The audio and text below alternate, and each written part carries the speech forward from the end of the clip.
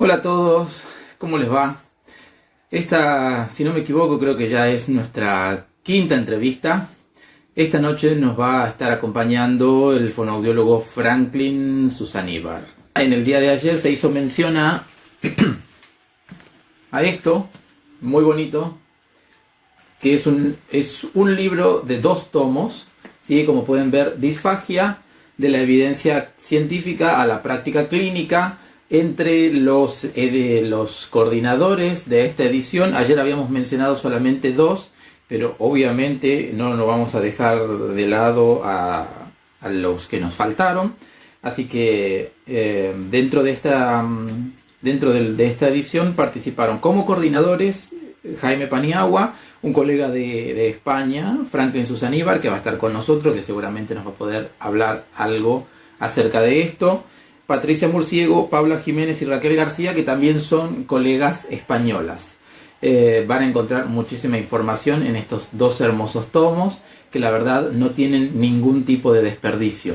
Así que, bueno, también un capítulo de la doctora Valeria Tom con Tiago Ferreira, hay un capítulo mío también, hay un capítulo de Franklin, bueno, en fin, hay muchísimo material aquí, así que si lo quieren conseguir, cualquier cosa lo buscan de acuerdo al país de donde nos estén viendo, de donde nos estén siguiendo. Vamos a ver si Franklin está con nosotros, sí. Mientras lo agregamos a la entrevista, me voy a animar a presentarlo como lo citaron en algún momento en un congreso como el rockstar de la fonoaudiología en este momento. En algún Dice momento en un Rodrigo. congreso, hablando de la investigación, de las investigaciones y hablando de la divulgación científica que hace al respecto. Bueno, Franklin, por lo menos relacionado a lo que son trastornos de los sonidos del habla, es uno de los colegas que está más presente y más en boga. Así que bueno, por eso esta noche lo hemos convocado. ¿Cómo estás, Franklin? Muy bien, Rodrigo. Muchas gracias por la invitación. Un saludo a todos de todos los países. Me han estado preguntando ahí el horario. Pues disculpen, no sabía exactamente el horario de todos los países. Pero muchas gracias por la invitación y yo encantado de poder estar hablando de algo que vengo haciendo y que me apasiona, ¿no? Muchas Bien, gracias. estamos todos en casa, estamos todos digamos, sin poder viajar, sin poder ir a ningún lugar, así que bueno, creo que es una buena oportunidad para por ahí dejar la inquietud, como vamos haciendo con todas las entrevistas, y luego, bueno, cada uno tomará la iniciativa de acuerdo al país en donde estés, en donde impartas la formación, que de hecho en abril ibas a estar aquí, pero Sí, no se felizmente iba a estar concretará. en Tucumán y pues no se concretó por la situación, ¿no? Pero espero poder retomar todo eso pues visitar los diferentes países porque quienes ya han llevado el curso 24 horas del primer nivel es poco todavía para hablar de todo este tema, ¿no? Que es el trastorno de los sonidos del habla. Bien. Bueno, antes de empezar de lleno con trastornos de los sonidos del habla, me gustaría hacerte una pregunta relacionada a lo que es la práctica basada en la evidencia. Que nos Bien. hagas una breve introducción, un breve comentario relacionado a esto, que es casualmente lo que, bueno, también lo charlábamos con Hugo Segura el viernes pasado, que es lo que se Ujú. está intentando instaurar en lo que son nuestras prácticas, ¿no? En lo que son nuestros tratamientos, nuestras evaluaciones y demás. Perfecto. Bien, mira, la práctica basada en evidencia evidentemente surgió pues en la medicina y gracias a ello pues tenemos todos los medicamentos y tratamientos ya que hacen los médicos y que siguen un cierto proceso para comprobar su eficacia, ¿no? Al pasar el tiempo, eso también fue traspolándose o transfiriéndose a diferentes especialidades, entre ellas pues la fonoaudiología, ¿no?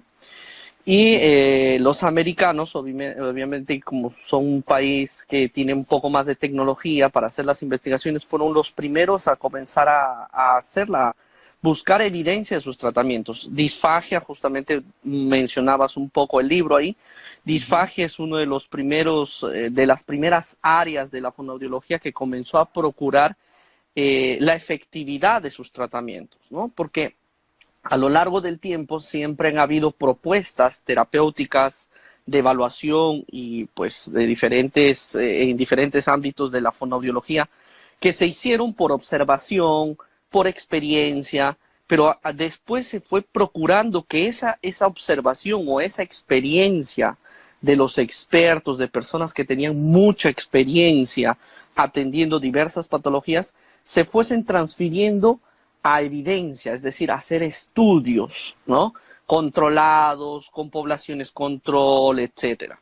Entonces, dentro de la práctica basada en evidencia existen 4 pilares importantes, ¿no? A pesar de que muchas personas pueden decir que la práctica basada en evidencia solo se basa en investigaciones, es en realidad totalmente lo contrario. Para hacer una buena práctica basada en evidencia necesitamos la experiencia. La experiencia es uno de los primeros pilares, pero la experiencia pues siempre tiene que ir acompañada de evidencia. Es decir, si yo tengo muchos años de experiencia en un tema, tengo que ir procurando evidencia que respalde esa experiencia. Es más, la experiencia también nos permite saber leer un artículo, interpretar si ese artículo es bueno realmente, si es relevante esa investigación, etc. Entonces, la práctica basada en evidencia tiene ese primer pilar que es la experiencia, ¿no? Y esa experiencia tiene que ir siempre acompañada de nueva evidencia, es decir, buscar, como ya mencioné. Ahora, otro pilar importante es la preferencia del paciente. Y acá viene a tallar qué es lo que procura el paciente, por qué te procuró el paciente, para qué te procuró el paciente. Y por muchos años, en diferentes áreas, a veces hemos sobrepatologizado muchas cosas, ¿no? El paciente viene por habla y pues yo estoy mencionando que no mastica bien o no respira bien, etcétera. Es sí importante mencionárselo, pero muchas veces el paciente no procura eso. Y es importante centrar un poco la evaluación y la intervención en lo que primero vino a buscar el paciente para después, tal vez, trabajar, si es que el paciente o la familia desea, en la preferencia de ellos, ¿no? Entonces ahí hay mucho por hablar. Y el último tema, el último aspecto que se está correlacionando a la práctica basada en evidencia es llevar al contexto. Y ahí también entra a tallar mucho la experiencia, ¿no? Porque hay diferentes contextos clínicos, trabajar en casa, grupalmente, ahora la teleterapia que se está instaurando para algunas áreas, ¿no? Entonces, y ahí nosotros somos encargados de llevar la mejor evidencia a ese contexto. Para ello, mientras más experiencia tengas y mientras más evidencia tengas, pues más fácil va a ser llevar esa práctica basada en evidencia al contexto que tú estés trabajando. Entonces, la práctica basada en evidencia no es el modismo, sino vino para quedarse. Y con el tiempo, los pacientes van a comenzar a procurar especialistas que basen su terapia, su evaluación en evidencia, porque ellos tienen todo el derecho, así igual que nosotros, preguntarle a un médico si ese medicamento realmente fue testado y tiene efectividad, ¿no? Con evidencia científica. Bien. En realidad es mucho para hablar, ¿no? Pero lo he intentado resumir. No, muy claro. Bien. Bueno, entonces, de la práctica basada en la evidencia, ¿cómo llegamos a trastornos de los sonidos del habla? Bien, bueno, trastorno de los sonidos del habla. A ver, vamos por partes, como decía mi amigo Jack, ¿no? Jack. Mira, primero, trastorno de los sonidos del habla es el nuevo diagnóstico que se da que sustituye dislalias, disgloses, trastorno fonológico, etcétera, ¿no? Entonces, trastorno de los sonidos del habla es un diagnóstico nosológico para etiquetar un tipo de pacientes inicialmente, ¿no? Por su articulación, que después de una evaluación puede cambiar el diagnóstico, o puede ser mucho más que solo articulación, evidentemente, pero todos los niños que articulan mal se les etiqueta con ese diagnóstico nosológico, ¿no? Ahora, este diagnóstico nosológico se basa y engloba dos aspectos del lenguaje, que es la fonética y la fonología. Y ahí muchas personas se preguntarán, ¿pero estás hablando de habla o lenguaje? Es que eso es uno de los primeros paradigmas que se tiene que romper, que el habla y el lenguaje son muy diferentes. No, en realidad están muy imbricados, están sumamente correlacionados, ¿no? No hay habla si no hay lenguaje y viceversa, ¿ok? O bueno, puede haber lenguaje sin habla incluso, ¿no? Entonces, dentro del trastorno de los sonidos del habla tenemos las alteraciones fonéticas y alteraciones fonológicas. Ahora, un paciente puede tener ambas al mismo tiempo, ¿ok? Y ese trastorno de los sonidos del habla puede tener diferentes etiologías. Puede ser el idiopático, que no tiene etiología evidente, que tradicionalmente se le conocía como dislalia funcional o trastorno articulatorio funcional, o el que tenga etiología evidente, frenio alterado, maloclusión, fisuras, etcétera, o un trastorno neuromotor incluso, ¿no? Como una disartria o una apraxia del habla infantil, o una apraxia adquirida incluso. Entonces, este diagnóstico fue muy bueno porque hasta antes de este diagnóstico habían muchas clasificaciones, algunas que se basaban solo en etiología, otras que se basaban en síntoma, etcétera. Esta clasificación se basa en síntoma para englobar diferentes etiologías, porque al final eso es lo que hacemos en terapia fonética, fonológica, trabajamos sobre el síntoma, no sobre la etiología, porque si el paciente es neurológico, no va a dejar de ser neurológico en su vida. Si el paciente es síndrome de Down, no va a dejar de ser síndrome de Down, ¿no? Si el paciente tiene una maloclusión, con la terapia no vamos a corregir esa maloclusión, ¿no? A menos que sea una maloclusión muy pequeña, que recién el niño es muy pequeño, que tal vez dejando un hábito pueda mejorar, ¿no? Pero eso es otro tema, ¿ok? Ahora, este trastorno es muy común de que sea atendido, es decir, el 70% de los pacientes que llegan a la consulta del fonoaudiólogo generalmente son por TSH, trastorno de los sonidos del habla. Y como es muy frecuente, tradicionalmente se asumió que era muy fácil, porque el paciente, quiera o no quiera, en algún momento se iba de alta, la mayoría, haciendo cualquier tipo de terapia, ¿no? Desde las praxis hasta una terapia totalmente verbal. Entonces, siempre se ha asumido que era un tema muy fácil, ¿no? Por los paradigmas también que se tenían. Entonces, los paradigmas venían a tallar acá o explicar los trastornos de los sonidos del habla como un problema motor, ¿no? Ese es uno de los paradigmas iniciales. Y todo esto surge de una vertiente neurológica incluso, ¿no? Darley, Aronson y Brown fueron uno de los primeros autores a fijar esa idea de que un trastorno de los sonidos del habla tiene una alteración en el tono y en la fuerza muscular. Pero ellos hablaban de pacientes neurológicos, porque ellos atendían pacientes neurológicos. O sea, esa clasificación y esa interpretación que ellos hicieron, lo hicieron en base a pacientes neurológicos. El problema fue que en el tiempo, esa interpretación para pacientes neurológicos se fue transfiriendo a pacientes regulares. Y se comenzaron a plantear las mismas terapias, ¿no? Todo paciente que no tiene una etiología evidente, que no tiene maloclusión, frenillo, etcétera, se asumía que era por falta de fuerza y por falta de tono.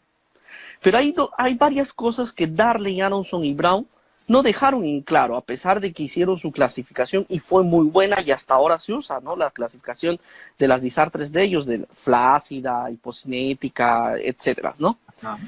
Ellos no respondieron las siguientes preguntas. ¿Cuál es el tono normal orofacial? ¿Cómo se evalúa el tono? ¿No? ¿Cuál es la fuerza normal de las estructuras orofaciales? ¿Y cómo se valora la fuerza? ¿No? Entonces fueron preguntas que ellos nunca respondieron, o sea, cosas que nunca dijeron, pero se fueron asumiendo, ¿no? Entonces, y esto comenzaba a traspolarse a todos los tipos de pacientes. Paciente fisurado, ¿por qué no habla? En vez de pensar porque la estructura está alterada, el mecanismo velofaringeo no funciona bien, etcétera, es porque le falta tono, es porque le falta sensorialidad, ¿no? Y cuando se cuestiona eso, ¿por qué? ¿Por qué asumes? porque así me han enseñado o así me han contado, ¿no? Es también otra cosa que siempre se responde, o a mí me ha dado resultado, ¿no? Y acá viene a tallar lo que conversábamos hace un momento. Muchos de los pacientes siempre se han ido de alta, pero si nos ponemos a pensar qué pacientes se fueron de alta, son pacientes regulares. Y el paciente regular, sin terapia fonoaudiológica, muchas veces supera las alteraciones fonéticas y fonológicas. Tal vez en edades más avanzadas, pero la supera. Y esto es simplemente, si hacemos un análisis de hace años atrás, cuando nosotros estábamos en la época escolar, hemos tenido colegas TCHs que no articulaban la R, que ceceaban, que por ahí confundían un sonido con otro, etcétera. Pero hoy en día no tienen ese problema necesariamente todos. Tal vez alguno que quedó con algún problema, pero no llevaron terapia. ¿Y cómo lo superaron? ¿No? Entonces, ahí viene a tallar la evidencia. ¿Será que algunas formas de evaluar y tratar son efectivas, son eficientes? Y pues se comenzaron a hacer diversas investigaciones para cuestionarse primero eso e intentar responder muchas cosas. Hay muchas cosas que se han respondido y hay cosas que todavía siguen en el aire, ¿no?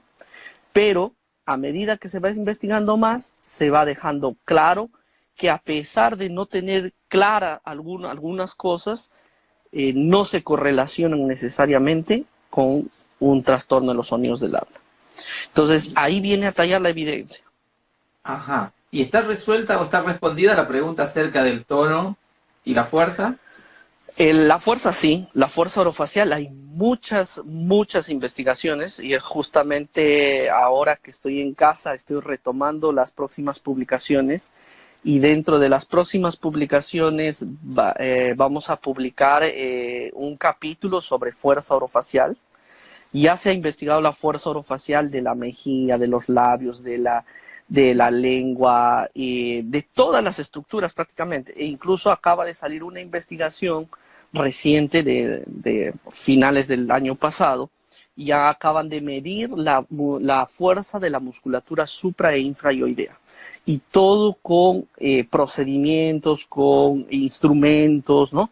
Primero se crean normas y después se correlacionan con la función también, ¿no? Entonces, la fuerza orofacial ya se conoce, ya se sabe la norma. Ahora, la siguiente etapa fue intentar correlacionar con habla, ¿no? Y todas las investigaciones que salen sobre habla no encuentran correlación. Hasta las últimas que he podido revisar del año pasado, ninguna encuentra correlación ni en pacientes neurológicos. Solo cuando la fuerza orofacial baja menos de 15 kilos pascales, ¿no? Puede ser uno de los factores a más que compliquen la producción de los sonidos del habla. Pero esto se ve en qué pacientes neurológicos. Y un neurológico tenemos que pensar en 1000 cosas antes de fuerza, ¿no? El tono muscular no está resuelta la pregunta. No se sabe, no hay normas. Intentaron hacer normas en 2015, un estudio de la Clínica Mayo, justamente donde trabajaba Darley, Aronson y Brown. Siempre comento esto en los cursos y quienes ya me han visto en los cursos, los mismos que crearon la clasificación de las disártreas, que eran de la Clínica Mayo, los neurólogos, ahora hay gente en la Clínica Mayo refutando o confirmando muchas de las hipótesis de ellos mismos, ¿no?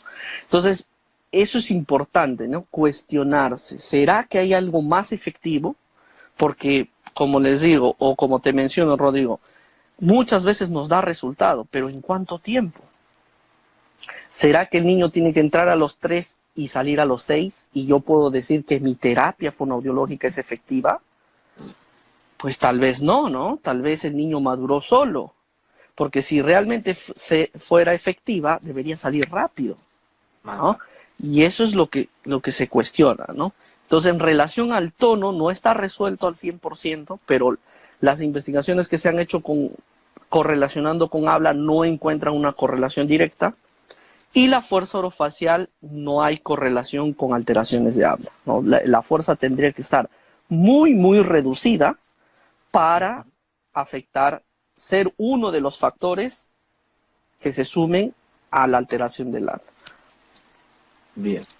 ¿Hay algún protocolo, hay alguna guía, quizás de tu autoría incluso, para evaluar TSH?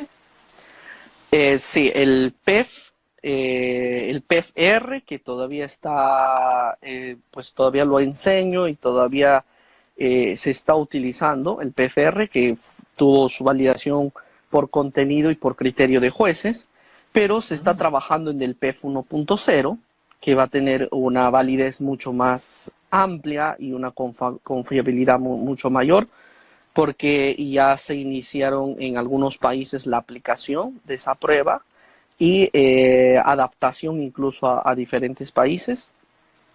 Por ahora se puede utilizar el PEF-R. Ustedes pueden encontrar esa herramienta en mi página web. Entran a franklinsusanibar.com, se la descargan ahí, está de libre acceso, ¿no? Las láminas ya salieron de publicación porque se va a publicar el nuevo, con nuevas láminas, ¿no? Con mayor, como les digo, con mayor validez y confiabilidad. Y el PFR pues, y el PEF 1.0 tiene una serie de subtests para identificar bien una alteración fonética o fonológica y también una posible etiología de ese TSH. Genial, genial. Y así, rápidamente, ¿qué características tiene un TSH? ¿Cuáles son las más marcadas? ¿Cuáles son las inequívocas? Las inequívocas, la alteración fonética y o fonológica. Y ahora la gravedad sí puede aumentar de acuerdo a la etiología, ¿no? Por ejemplo, una alteración fonética es muy fácil de identificar. El niño, uno le solicita, hay una subprueba de repetición de sílabas, donde le solicitamos al niño repetir las sílabas con todos los sonidos del habla, del español, en diferentes posiciones.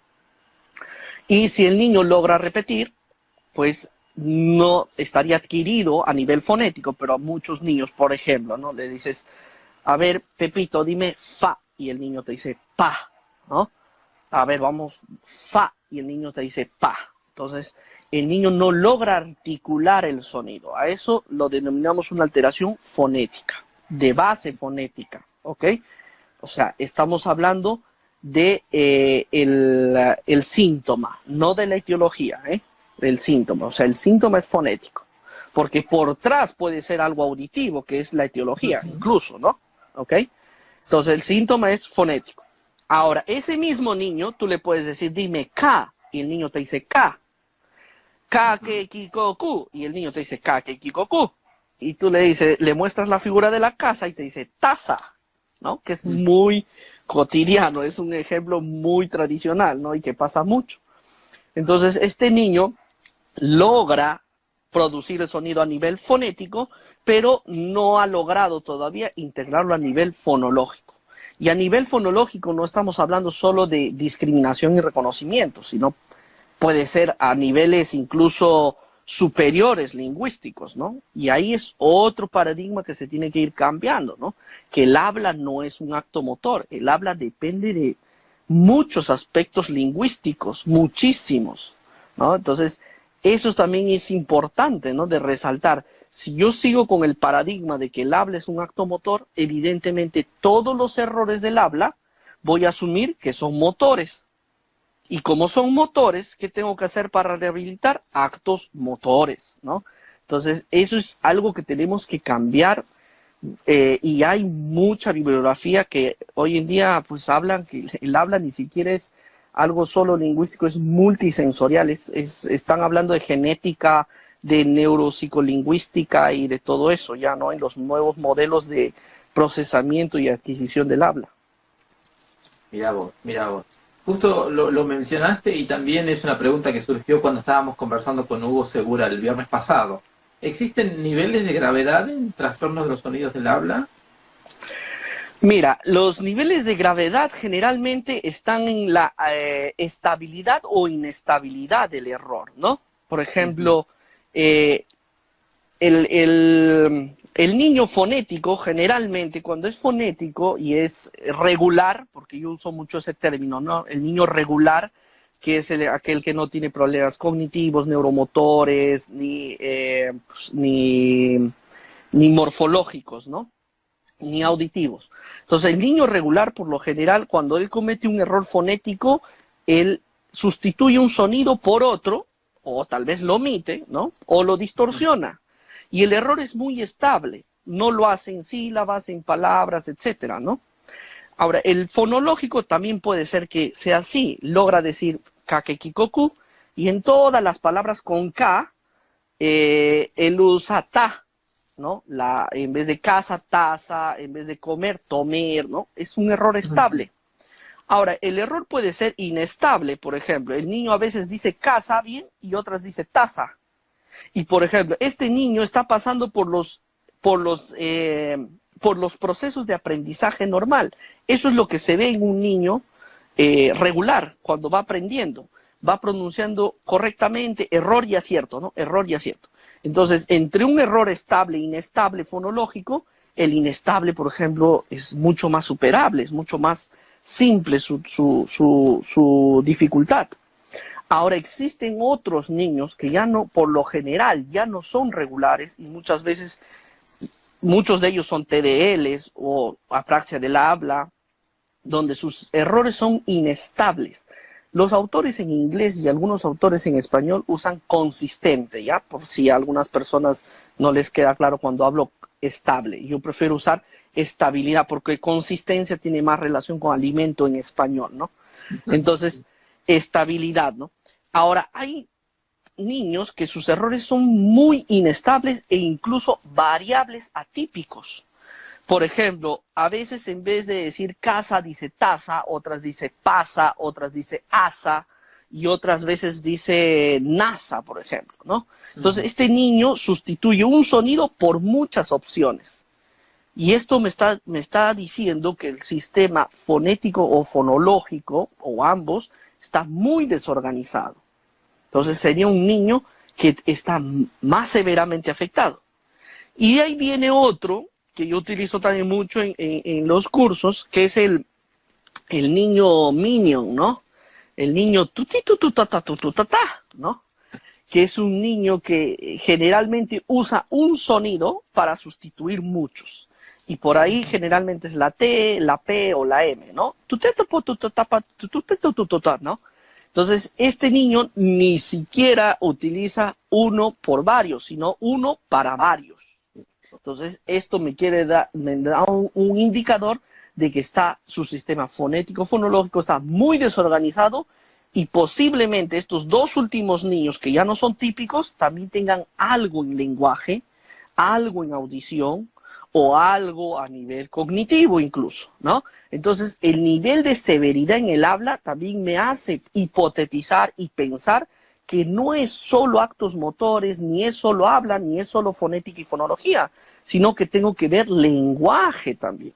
Entonces, si me llega un paciente TDL mixto, ¿no? Expresivo y comprensivo, lo primero es lenguaje, ¿no? O sea, eso es importantísimo. Llega un paciente síndrome de Down, lo primero que voy a buscar es comunicación, ni siquiera lenguaje tal vez. Comunicación, lenguaje y después si puede verbalizar. Entonces, tenemos que ir priorizando eso, ¿no? ¿Qué es más relevante? Y ahí viene a tallar lo que mencionábamos, la preferencia del paciente. ¿Qué es importante para el paciente? ¿Sacar la lengua o decir comer? ¿No? Decir patacá, patacá, patacá, patacá lo más rápido posible o decir baño, un paciente neurológico, ¿no?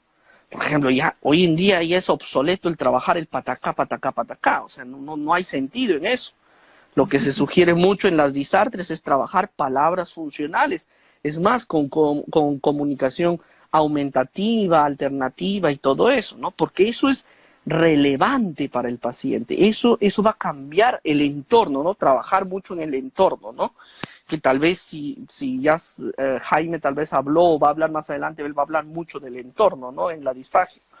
Entonces, eso es algo que nosotros tenemos que buscar mucho. No sé si ya me fui por la tangente, creo. No, no, no, no, no, no, no, no, todo tiene que ver con todo. O sea, ayer Valeria nos explicaba una definición de deglución y disfagia que era, wow, súper abarcativa y súper macro. Así que entendemos que esto también, la comunicación, es un universo enorme, así que no podemos desentender una cosa de la Ujú. otra. Bien, y ya yendo para la parte de la rehabilitación, yendo para la parte del abordaje, ¿qué puntos damos? ¿Qué sugerencias o qué consejos se puede dar como para tener en cuenta de cara a una rehabilitación en TSH? Mira, yo siempre menciono que el TSH es el paciente más fácil de atender. Ya, es el paciente más simple de atender. O sea, yo admiro mucho a quien hace una disfagia, quien ve un paciente severo, complicado. El TSH es muy fácil. ¿Por qué? Porque trabajas a nivel fonético, fonológico, con estrategias muy simples. La primera estrategia es la auditiva, ¿no? Que siempre tiene que haber un engrama auditivo, ya sea el modelado y también el propio engrama del niño, es decir, la propia producción del niño. Por eso que nunca se puede hacer ningún movimiento orofacial sin sonido, porque si no, no tiene correlación, ¿no? Y eso es hablando de praxias, ¿no? Por ejemplo, ¿no? Las praxias no sirven porque no tienen ni sonido del habla alguno, ¿no? Entonces, no se va a generalizar al habla. Y justo estaba leyendo un artículo que han publicado sobre apraxia en la ASH ahora, y ellos Ujú. también mencionan eso, ¿no? La importancia de trabajar mucho la parte auditiva, porque hay muchos sonidos del habla que el comando verbal o visual va a ser mucho más complejo que engramarlo con el auditivo, ¿no? Ahora, para llegar a saber qué hacer, pues yo siempre menciono, lo primero que tienes que saber es el marco teórico, ¿no? Y eso es algo básico, ¿no? Siempre buscamos la terapia sin saber por qué tiene eso el paciente. Y esto es algo que pues yo he aprendido de muchos de mis grandes mentores, entre ellos Irene Marchesán, y ella siempre te preguntaba, ¿no? ¿Por qué tiene la alteración el paciente? Primero es lo primero que tienes que preguntarte. Y para saber la alteración del paciente tienes que saber qué es normal y qué es alteración, las normas, ¿no? Entonces tienes que saber pues las edades de adquisición. Eso es básico en TSH, porque ese es el principal parámetro para dar un diagnóstico, sugerir una intervención o no, o dar de alta al paciente. Saber los rasgos distintivos. Hoy en día se trabaja, por lo menos yo trabajo mucho y sugiero trabajar mucho en base a los rasgos distintivos y no en base a fonemas, porque el niño tiende a sustituir rasgos y no fonemas enteros, ¿no? Y un rasgo tiene que ver con alguna estructura orofacial, coincidentemente, ¿no? El rasgo de sonoridad con la laringe, el rasgo de oralidad o nasalización, el mecanismo velofaringio, el rasgo del modo, el rasgo de la zona articulatoria, del famoso punto, ¿no? Y saber que el rasgo de punto o del punto articulatorio es el que menos se altera. Generalmente el niño se altera más el modo articulatorio. Entonces, teniendo eso como marco teórico, el segundo paso es la evaluación. Saber diferenciar bien una alteración fonética de fonológica, porque ambas terapias son diferentes. ¿Se pueden dar en paralelo? A veces sí, a veces no. Pero eso va a permitir organizar tu terapia. Si tú tienes bien definido qué alteraciones son fonéticas y qué alteraciones son fonológicas, te va a permitir decidir qué trabajar primero y por qué trabajar primero.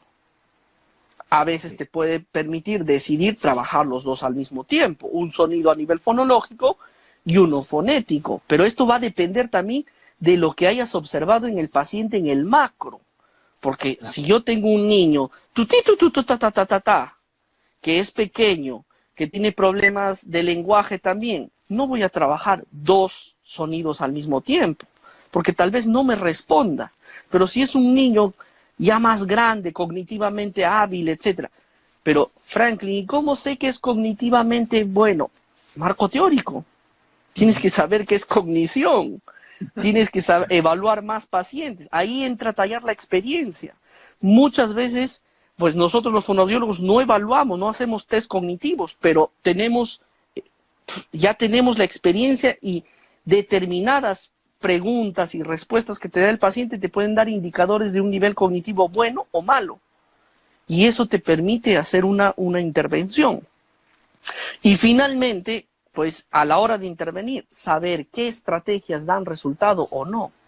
Y acá nuevamente entra trabajar mucho por rasgos, trabajar con significado, todo tiene que tener significado en lenguaje también. Entonces si el niño no tiene las habilidades mínimas de léxico y semántica, no vas a conseguir mucho en lenguaje, ¿no? En habla. Entonces, y yo pienso que siempre esos 3 pasos tienen que ir engramados, ¿no? Yo sé que todo mundo busca la terapia mágica, ¿no? Que en una sola vez, ¡ping!, el paciente tiene que mejorar. No, es repeticiones, es estrategias, es analizar el error del paciente y crear una estrategia. No existe una técnica mejor que la otra, sino la técnica más idónea para el paciente. Bien, yo creo que por ahí va. Va por ahí, estoy muy de acuerdo. Y bueno, y también tiene que ver con un par de preguntas que fueron colocando sobre cuál era tu opinión en relación al aporte de la electroestimulación o del método PROM, o por nombrar algunos. Electro para habla, no existe ninguna evidencia que yo haya leído, ¿no? Se supone que la electro estimula determinados músculos, pero no habría sentido de hacerlo para el habla, ¿no? Es más, si se trabaja en disfagia, se tiene que trabajar con deglución la mayor parte del tiempo, hasta donde yo sé y donde yo he conversado con los grandes de la electro, como Bruno Guimarães, que he tenido la oportunidad de reverlo después de muchos años en el congreso que tú me invitaste ahí, Rodrigo, y ahí he conversado mucho con él, y pues la electro por sí sola tampoco va, es igual que hacer un ejercicio aislado, ¿no? Un ejercicio aislado no se va a transferir la función, sino el ejercicio tiene que estar correlacionado con la función, ¿no? Entonces, la electro para el habla, yo no he visto ninguna evidencia sobre electro para habla, ¿no? Y para deglución, ya seguramente algunas personas lo han mencionado, si hay evidencia contundente o no, yo no soy experto en disfagia. PROM, sí tiene buenos niveles de evidencia. El PROM me gusta mucho porque no trabaja praxias, para comenzar, ¿no? Es algo que me gusta de ese método, ¿no? Existen algunos artículos que han visto su efectividad en pacientes de diferentes patologías, síndrome de Down, apraxia del habla, etcétera. Ahora, existen otras técnicas que tienen mejores niveles de evidencia porque tal vez son más rápidas, etcétera, ¿no? Entonces, hay evidencia, es buena, sí, pero hay más opciones que podamos buscar, ¿no? Todo puede ser favorable para el paciente. Recuerden que no todo paciente tiene que ser tocado. Entonces, hay niños que no se dejan tocar y no tengo por qué, ¿no? Entonces, si el paciente no se deja tocar, intentemos con otra estrategia, otra técnica. Bien, tal cual. Si tuviésemos que leer, si estamos interesados en empezar, en introducirnos al mundo de los trastornos de los sonidos del habla. El otro día David, en la primera entrevista, nos hizo un gran recorrido sobre la bibliografía relacionada específicamente a la motricidad orofacial, pero bueno, ahora nos gustaría que nos puedas recomendar quizás algunos autores, alguna bibliografía, insisto también, seguramente de tu autoría hay, y eso es algo a lo que podamos acceder, o algunos artículos quizás para leer una fuente confiable. Mira, hay un libro que siempre me ha gustado, que es el de Laura Bosch, de 2003, no me acuerdo el título ahorita. Hay otro libro de Víctor Acosta, que también es sobre habla, no me estoy acordando ahora exactamente, pero te puedo mandar después por escrito ahí para que lo menciones, del 98. el libro de trastornos del habla que hemos publicado en el 2015. Hay unos 3 o 4 capítulos sobre fonética y fonología y otras áreas del habla. Hay un capítulo escrito por Marco Guzmán, que creo que va a hablar mañana. Un capítulo sobre tartamudez que fue escrito por Barry Guitar y Gonzalo Leal y otros más, Caroline Bowen de Brasil, etcétera. Entonces, ahí ustedes pueden encontrar algunas fuentes, diríamos un poco más actuales, porque nosotros hemos buscado, ¿no? Que la bibliografía sea más actual, con las visiones actuales. En mi página web pueden encontrar diversos artículos. Siempre estoy publicando lo que me permita el tiempo publicar. Hay diversos artículos sobre TCH, incluso algunas partes del libro que también lo he compartido ahí para que puedan entender qué es una alteración fonética, fonológica, etc. Y seguir a las citaciones. Si quieren estar inmersos en qué es lo último que se publica en eso, no hay de otra que leer inglés. Y como ya saben muchos, yo no leo inglés, solo copio y pego en el Google y voy leyendo. Esa es la forma de estar actualizado. Los algoritmos de Google Translate, la verdad que están muy buenos. Yo los fui probando año a año. Cada vez están mejores. Sí, tal cual. Muy buenos. Tal cual. Así que bien, entonces, bueno, luego de la entrevista seguramente te voy a pedir los nombres, así los podemos volver a mencionar, o quizás también compartir las tapas de los libros, a ver si es que algo de eso se puede encontrar en la red. Yo encantado. Bien, ¿cómo te encuentra la gente? Ahora sabemos que físicamente te va a encontrar en Perú y no en otro lugar. Pero mira, por el ciberespacio. Todas mis cuentas tienen que ver con franklinsusanibar.com o Franklin Susaníbar. En el Facebook ya pueden encontrar la fanpage que permite pues más de 5,000 amigos, que es FGO Franklin Susaníbar. Acá en el Instagram, en LinkedIn, en ResearchGate, en YouTube, menos TikTok. Pero en todas las redes pueden encontrarme ahí. Pues las personas que ya saben, respondo en la medida de lo posible. Demoro a veces un poquito, pero siempre estoy respondiendo, estoy mandándoles algunos links para que lean, etcétera, según lo que las personas me puedan pedir, ¿no? Yo encantado de poder ayudar a todos los que pueda. Solo que a veces demoro, ¿no? Pero intento hacerlo. Genial. Bien, porque la verdad es que se van viendo tantísimas preguntas que, bueno, insisto, como con todos, podríamos estar toda la noche acá. Pero bueno, para canalizarlas de alguna manera las inquietudes y que la gente por ahí, bueno, se pueda acercar de algún modo. Y llegar a vos también, ¿no? Ya sea a través de tu material bibliográfico, acerca de la divulgación que haces a través de tu página, o, ¿por qué no?, a través de algún curso. Gracias. Así que buenísimo. El señor Franklin Susaníbar, insisto, en un congreso lo presentaron como el rockstar de la fonoaudiología. Me parece muy acertado. ¿Quieres compartir algo más con nosotros? ¿Algún consejo para los más de 600 oyentes? Bueno, yo siempre estoy convencido de lo siguiente. La fonoaudiología es un mundo muy amplio. Busca lo que te gusta. Va a ser la mejor decisión que tomes en tu vida, porque vas a estar siempre actualizándote con mucho gusto y placer. Y cuestiónate siempre. Cuestiona todo lo que hagas, ¿no? La persona que se cuestiona siempre está evolucionando. El que no se cuestiona y hace siempre lo mismo sin analizar por qué ni para qué, está estancado. Recuerda que quien se adapta no se extingue. Solo eso. Genial. Muchas gracias, Rodrigo, por la invitación. Yo feliz de poder estar acá en el canal. Pues y cualquier día ahí conversamos de nuevo, yo encantado.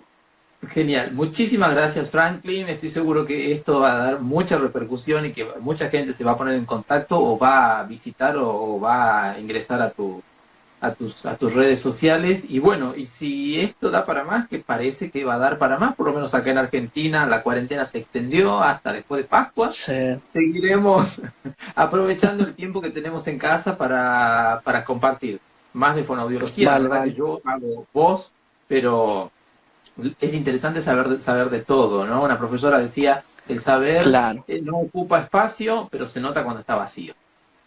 exactamente. Para derivar incluso, ¿no? Saber lo que no sabemos hacer para derivar a la persona que sí sabe hacer, ¿no?